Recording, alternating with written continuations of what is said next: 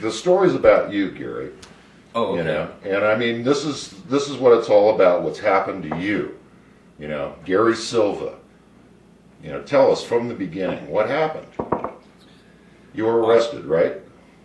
On March 14th? On March 14th. What happened? You woke up to what happened? Were they pounding on the door? Woke up to some noise at the door. I initially thought were the dogs fighting or something, maybe like banging against the door like they do once in a while. So you were in your underwear and you ran to the door. What happened then? Well, my stepdaughter ran into the bedroom saying, "It's the police." And I said, "Okay." So I jumped up and ran to the front door. As they were hitting it with the battering ram. And I just said, "Hold it," you know. And I went ahead and opened the deadbolt and opened the door, and I was standing there staring at half a dozen machine guns, and the entire front porch was filled side to side with people. And they're in their body armor and everything. Body armor, machine guns out. They had a shotgun just inches from my face, so I just froze in that position, stared at the one officer. Well, I want to stop you right there because I want to tell you all, Gary Silva is on the high chair, and what happened to him, and that's the reason why he's on the high chair, is because of what happened to him. And he's telling us his story. Now I want you to continue on. After you opened the door, what happened then? Well, at that point, I just kind of figured, I knew what they were there for. And because, you know, it's the only thing I was, it was the only thing in the world I was doing that was illegal. So I knew what they were there for, so I told them... Illegal not by the state law, but by federal law only? Well, no, that's the only police action I would ever worry about. I don't entertain criminal activity in any way, shape, or form. Okay. I don't... I just want to make that clear because I don't want anyone to think that you were involved in anything that was illegal. No, absolutely not. As a matter of fact, we documented everything from the very beginning, because what we really wanted to do, Stacy and I, was to create a compassion grow. We've lost, I think, a half a dozen close friends and family members to cancer, so we wanted to make it available to the people that are coming through, like Eisenhower and cancer facilities that are recommended to take it. Yes. That they would have it for free, because we were in a position that we could do that, and it would make no difference to us financially at all, because that's not where our money comes from. We own a successful business that's taken care of us very well over the years, and we thank God for that. Well, now I see you're wearing a neck brace, Gary. Is this a result of this raid back there in March? No, not at all. Actually, years ago, I had a motorcycle accident when I was like in my late teens, early 20s, and I went end over end on a motorcycle. Okay, so what did happen then when they came in? What injuries did you get? From them, my lower back, my L5 and S1, I have spinal stenosis, which is the bulging disc putting pressure on the spinal cord sac. When you get to 10, you don't walk anymore. So I'm already well on the way. Well on the way. So I have to be, you know, I'm not crippled. I walk and stuff. Sometimes it's extremely painful, and then, of course, obviously, then I have to check out, lay down wherever I am. I go get in the van or whatever. But that, and then between my shoulders, I believe it's 6, 7, and 8, it kind of, it's caused me problems there too. I lose feelings in my hands sometimes. And did they broke your shoulder or something? Boy, that was the terrifyingest thing. From behind, I was lifted off the ground by my arm, and I just felt everything rip and tear inside. I don't even know how to explain what it feels like to have stuff torn inside of you like that. And they grabbed your arm and then picked you up? I believe what somebody told me they call it as a chicken wing maneuver. It's a leverage thing that when they take your arm around backwards behind you, they lift it up. But what it did is they did it a little too hard. Yeah. Well, I'm not a young football player. It probably wouldn't have hurt anybody that was like, say, a third my age right. on a football team. Yeah, but I'm 54 years old, and Yeah. I don't do anything like that. Okay, all right. So they arrested you then, or not? Oh no, there was no arrest. There was no arrest. No, they called What me. did they say to you? How come? What did they say about not arresting you? He just said, Sean Zelka. He just said, well, can I get you a pain pill? And I said, no, I'm beyond that. And so he said, oh, well, by the way, you're not under arrest. Oh, okay. All right. So did they? What did they do to your house? Well, I didn't really get to see a whole lot of it. I saw the pictures afterwards. They pretty much went through everything and anything, the beds and stuff. The kids kind of straightened it up and stuff before I got out of the hospital, so it wasn't completely tore apart. But I am happy to say that there was nothing there to find. Mm-hmm. We don't do drugs. I mean, nothing that isn't prescribed to me, and I don't even want to take those. Hopefully, I would like to get back to where I was before all this happened and just be able to have my edibles and be able to function like a normal human being. Yeah, just have like a normal life, like just normal. To me, that's normalcy. Well, I can't imagine what all of this has cost you. Oh, financially? Financially, emotionally, physically. It's obvious that you've paid physically. Emotionally is there's a paranoia that will probably like the only thing I could say that people could probably relate to is if you were raped or something, even when it's over, it's kind of like you're never going to forget what happened to you that time. Does it seem surreal? When I think of it, it's almost like it was a bad dream. It really happened, but well, I wish I could pinch you and make you wake up from it. Well, you know what? I can't listen to cop shows or anything. I rattle and shake something absolutely terrible. Mm-hmm. Even when we're channel surfing, when they start doing that stuff with the guns and masks and stuff, even talking about it now, my stomach's getting up. Okay, let's change the subject then. Yeah. All right, look, you went through a very traumatic experience, and then I want to know how you discovered that there was a warrant. Well, I have a couple of boys that when things happen, they don't always tell their folks. Tickets or arrests or whatever that might go on. Typical children. Yeah, but my ex-wife, she keeps a tract of the Riverside County Court, and she sits at a desk job, so it's like it's an icon on her screen, and she runs through it to see if there's anybody that we know or the kids' friends or whatever, and she called and talked to my wife and wanted to know what was going on with the warrant, and what happened. It's like at that point, that's and you said what warrant? Right. Yeah, my wife. Warrant? Yeah, that was. We were able to verify it online at the Riverside. Well, here it is, right here. Here's the arrest warrant, or a copy of it, showing that he did go down there and turn himself in. Right? And of course, it was a big show. All the media was there. Well, you know what? All I've tried to do since the very beginning of all and every single bit of this was to be within the law. Yes. And Stacy and I, I guess this is just idealism instead of realism. But I actually believed that the law meant something and that we could there was this thing called compassion, that it was actually real, and that 10 years after we voted on it. And 10 years after the fact.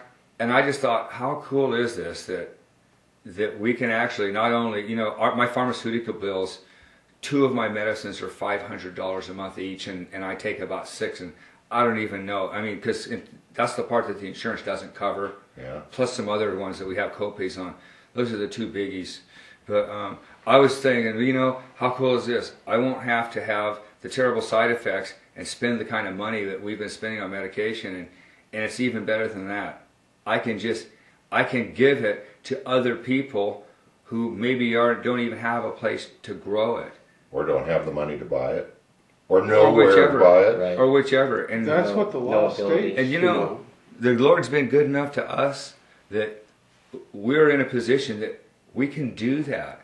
Yes. And it means zero to me financially. And it's not It's not about the money. Oh, absolutely not. You know what? We give at church. We give to charities. We even give to the Sheriff's Association, which is Kind of absurd. well, Ironic. you know what? Ironic, yes. Well, you know what? This is the first year in I don't know how many years, because I got the stickers on the back of my car. This was the first year that since we've refinanced our house twice now, and we've had to borrow cash from friends who are understand and are there for us. We would have already lost our home. It would already be history. A $4,000 a month house payment is really steep, and unless you've really banked some heavy bank somewhere along the road, you're going to run out of money real quick. Real fast. Real fast. We have 3 phone lines for the business for incoming dedicated fax. A lot of stuff's contractual. Our Nextel system for the business. And when you don't do any business, or maybe whatever my wife can do with the help of Ryan and some of the other installers who I've trained and stuff, have they come and work for us for free. Is that awesome? That's really awesome. That I get that kind of. Otherwise, we would already be in the welfare office, living in our motorhome. Wow. So the people that have come to our rally is just what goes around comes around. God knows our heart, and I do believe He'll take care of us. I So think what's you will, next too. for you, Gary? Do you have to go to court, or On the 22nd. 22nd is next month. Is going to be the 22nd of November. of we should- November. we should make that clear. And, 7:30 in the morning. 7:30 in the morning. So Yeah. anybody The that Larsons. sees this, whether this is on YouTube or whether we do manage to get it on TV, before then, make sure you show up and support Gary, because any support you give him will influence the court, believe me. where will that be? It's going to be. It'll be at the Indio Courthouse. Well, to whoever watches this, it's interesting how I've watched stuff on Discovery or other things, and you always think about, how that person is dealing with it, and you never really think that it could, not in reality, happen to you. I'm 28 years in the same trade, and we've worked hard for everything we have, and there's nothing wrong with working hard. That's part of what America is supposed to be about. And to think that just arbitrarily something like this can change your whole life. Based on someone's belief, erroneous belief, we believe, of course, and that's our belief, that Well, this now is, they're calling. this is not a criminal act in the I'm a first drug place. dealer. They're 10 saying. years ago, Right. the people of California said this was not against the law. Right. It looks like it's misinformation in the wrong hands. Well, It's most dangerous. could it be, do you think that it could be that this is Grover Trask last gasp before he retires to make a little effort to make a statement against drugs? Because he's been one of our biggest adversaries in this whole process. And he's about to retire. We're about to have an election. Right. And it just seems a little strange that the timing of this warrant and the fact that they didn't bother to tell Gary about the warrant Right. leads me to believe that they just wanted to go over there and bust his door down again in the middle of the night. Oh, I'm sure Well, they would have. I believe. Right. I totally believe in my heart. It's a put-up deal so they can come back, so that they don't have to lose face. Maybe not that they haven't already. Because the credibility is really questionable when you see law enforcement handle enforcement in a fashion. I've lived in this valley since the late '60s. A lot of the policemen on this force are young enough to be my children, and I'm not a criminal, but the fact that that they can just take any citizen and treat you like one makes you question, what's going on here with our whole system. What happened to serve and protect? Now it says professional law enforcement agency. What's that about? Right. Yeah, they're not serving and protecting the citizens No. anymore. See, there was a time when your police officer was supposedly your friend. Well, there was a time when the police officers were my friends, and I can tell you there was a time when I relied on them to help me when I was in trouble, when I was in need, You know, if anyone got lost, if your child got lost, or your cat was trapped in a tree, you know, they would come and they would help you. You could ask directions if if Right. an officer was sitting by the curb.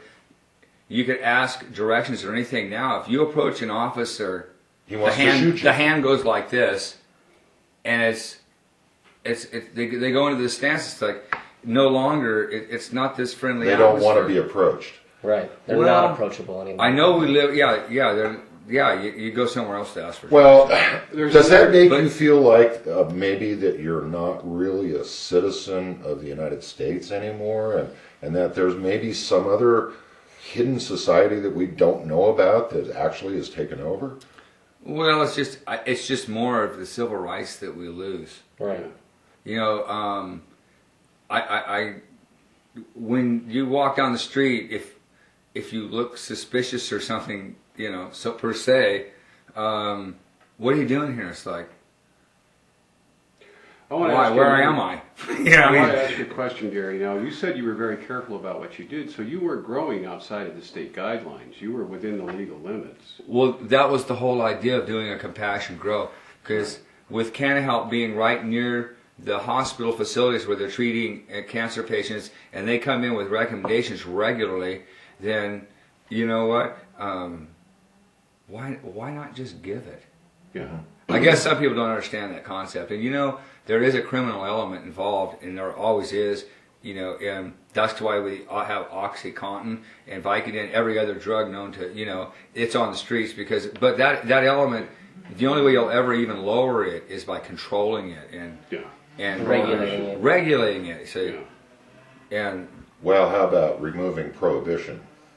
well, that's where we're But at. then you can regulate if Right. Yeah. Yes. Well, gotta sure. remove You know, in all fairness to law enforcement, because when I stood out on the protest line in Palm Desert, I don't know who the officer was. He glanced at me really quick, like this, and turned his head and went back. And he was on a motorcycle, and he went like this. And then the light turned green, and he took off. And then also, when I had the last night a deal, there was an officer who watched over me, and because I was in my wheelchair, it was kind of, some days are good, some are bad. And he just was kind of like, going, he says, you know, they should just go ahead and legalize this so we can get on with, you know, real business. Well, I truly believe that the So a lot of the law officers- enforcement, they don't believe in this. Well, I think the officers on the street who are actually the ones that are out enforcing the laws think that it's cowardice to do this. And I believe that the people that are behind all of this are people like Grover Trask, who are politically motivated. Right. Because this is, after all, a political law. Right. You know, if you look at the science, if you look at what's sensible, there shouldn't be any laws against this, and certainly not any criminal laws. Right. Well, there needs to. Here's where the big deal I think comes in is that we have officials, you know, and at every level, sheriffs and you know, highway patrolmen and stuff, to make sure that we act within the law. And I don't care if it's from throwing a rock at your neighbor or doing 120 down the freeway. It doesn't matter what you're going to do. There's somebody there to make sure that, you know, the law is kept. Who keeps track of the Palm Springs Task Force? Right. Who run a vigilante who answer to nobody, Right. operate in secrecy. This is the tactics that were used in World War II in Germany with the Secret Service, so that you don't know who's who, and you don't need to know because we're protecting you. Well, I don't feel very safe. Well, I feel a lot less safe than before 9/11. Right. I feel a lot less safe since George Bush sent us to war. I don't know about the rest of you out there, but you know, if I don't anybody feel safe. out there feels safer now that we're at war with two countries, maybe we're going to be at war with a few more. Not just one or two, but a few. You know, there are several out there that North we Korea's might be coming. going to war with. And But it's even worse than that. Yeah, they come the- in with stuff like the Patriot Act, and I understand that if you know, if we go to war or something, they can actually suspend the presidential elections. yes, they can. So you know, Bush could end up being our next dictator. We go to war with Korea during an election. I and just stop can't it. see the American people standing up for that. Yeah. Well, I want to make a statement I don't believe to people the stand up American for people this. I know. that if that does But we are. happen, We're standing up. I and want saying to. I want to tell everyone out there that if that does happen, if the Patriot Act does get to the point where the elections are suspended, I hope that the American people have the guts, the chutzpah, the balls, whatever you want to say. I hope that they get up off of their butts and go into the streets and do something about it. And thank you, Gary. I really appreciate you coming on and telling us your story. And good luck. And We'll we're be sure there for that everyone's behind you, and except for law enforcement. you Right. know. Do you think that this arrest warrant is a coincidence? No, You don't think no, this I don't is think a, it's a coincidence. you think I this think is it was bound, well bound planned. to come? I You don't know. think it's do you think it has anything to do with the claim for medical damages that he filed 30 days ago? Certainly part of the reason, and I think part of the reason is political because there is an election coming up. Don't forget that Right. these people are running scared. They're making an example out of it. They want to make Gary their example because they don't want the Compassionate Use Act to survive. They want it overturned. Right. And if they can push this as far as they can through the courts, their hope is that it'll get overturned. But I don't think they're going to succeed. And It's been please upheld believe me, 3 times. it's been upheld every time someone's tried. So, Gary, I want to say one more time, good luck. And we're going to be behind you 100 and how many percent we ever Hey, need. you know to what? be. 150. It's important that all of us in this computer age use our emails. My wife and I sit down regularly and we email. When these people think that they're going to get away with their arrogant attitudes, we go ahead and email them. Hey, we're taxpayers too, and you need to remember who signs your check. And if you're not going to represent us, we're going to do everything in our power to make sure that you're not going to be in office. Somebody who represents us will be. That's You right. know? So contact So your representatives, yeah, all of us. contact your state representatives, your federal government Yes. City, representatives, local. the city, everyone. Call Everyone. them all, email them all, Call them out, contact email. them. Every voice counts. Everyone. Well, see, this is the thing. When they get swamped with something like the Immigration Act and 500,000 people threaten to walk off the job, all of a sudden you're seeing some real nervous people in Congress. Man, they're backpedaling, doing stuff. That's why people have to stand up. They have to see the numbers. Right. They don't have to know your face like they know mine, but they need to see that there's other people that agree. Cool. Power in numbers. Power in numbers. And power back to the people. Right. And may the hemp be with you.